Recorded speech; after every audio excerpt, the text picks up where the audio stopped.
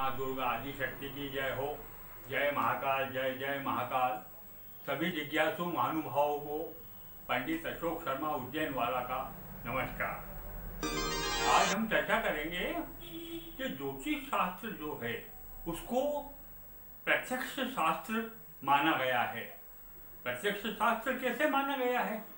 क्योंकि ज्योतिष शास्त्र में सभी ग्रहों, उनकी गतियों, नक्षत्रों, उनकी गतियों और समय का पूरा शास्त्र ज्योतिष शास्त्र है।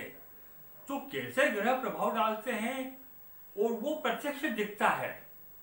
कैसे कि जैसे जब चंद्रमा पृथ्वी के निकट आता है तो चंद्रमा की जो शक्ति है वो समुद्र का पानी खींचती है, तो समुद्र ऊपर उठता है, उसी को ज्वार, और जब पानी वापस बैठता है उसको भाटा कहते हैं। तो ये प्रत्यक्ष उदाहरण ग्रह का, कि ग्रह जो है किस प्रकार से अपने ऊपर प्रभाव डालते हैं। जब समुद्र के इतना पानी को उठा देते हैं वो, तो मनुष्य की बॉडी में 70% पानी है, तो मनुष्य पे, जानवरों पे, जीवों पे, सब पे क्या असर पड़ता होगा आप उसको समझ सकते हो।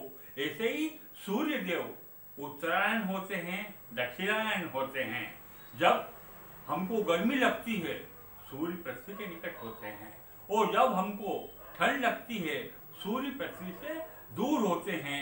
ये प्रत्यक्ष उदाहरण है, इसलिए ज्योतिष शास्त्र को प्रत्यक्ष शास्त्र का दर्जा प्राप्त है।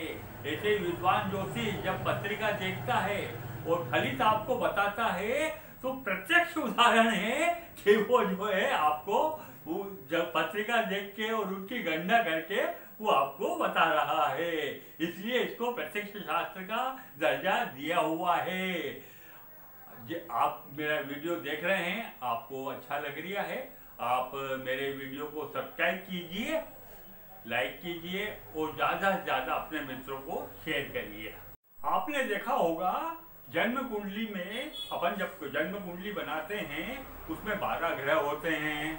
तो 12 ग्रह में 3 ग्रह त्रिक दोष वाले कहलाते हैं। तो वो 3 घर कौन से त्रिक दोष वाले कहलाते हैं?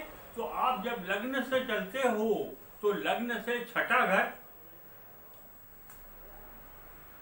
लग्न से 8वां घर और लग्न से 12वां घर, ये त्रिक दोष में आते हैं।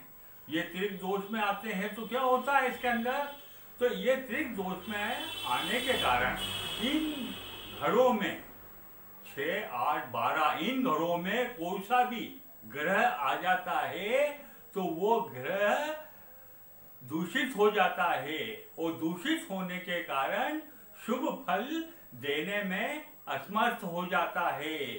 किंतु कुछ विद्वान ज्योतिषों का और अपने ज्योतिष शास्त्र का भी ये कहना है कि पापी ग्रह यदि यहाँ पर बैठा हो, कौन सा 6, 8 और 12 में, तो वो अच्छे फल देता है। अब आपको मैं ये बताता हूं कि यदि पत्रिका में 3 ग्रह मित्र राशि में बैठे हों, शुभ है। यदि वो स्वयं की राशि में बैठे हों तो और ज्यादा शुभ है। और यदि वो अपनी उच्च की राशि में बैठे हों तो और ज्यादा बहुत बढ़िया है। और यदि वो केंद्र में बैठे हों तो वो व्यक्ति राजा की तरह भाग्यवान, कई वस्तुओं का उपभोग करने वाला, मतलब सारी वस्तुएं उपलब्ध है उसको, नौकर चाकर, और वो बहुत ही भाग्यवान होता है।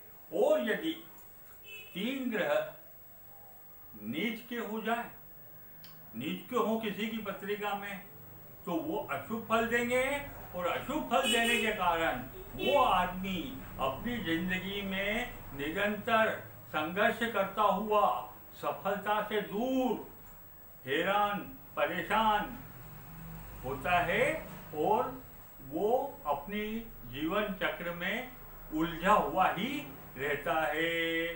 जिनकी पत्रिका में यदि 3 ग्रह नीच के हों तो परेशान होने की जरूरत नहीं है। किसी विद्वान ज्योतिष को आप पत्रिका दिखाइए, विद्वान ज्योतिष उस पत्रिका को देख के कौन कौन से ग्रह अशुभ फल दे रहे हैं उनको देखते हुए उन ग्रह को ऊपर उठाने के लिए कौन से उपाय करना है, पूजन, हवन, दान आदि करवा के वो उनकी अशुभता को कम करते हुए राहत प्रदान करने वाला आपको उपाय बता सकते हैं। इसीलिए ज्योतिष शास्त्र की महत्व अपनी जगह पे कायम है।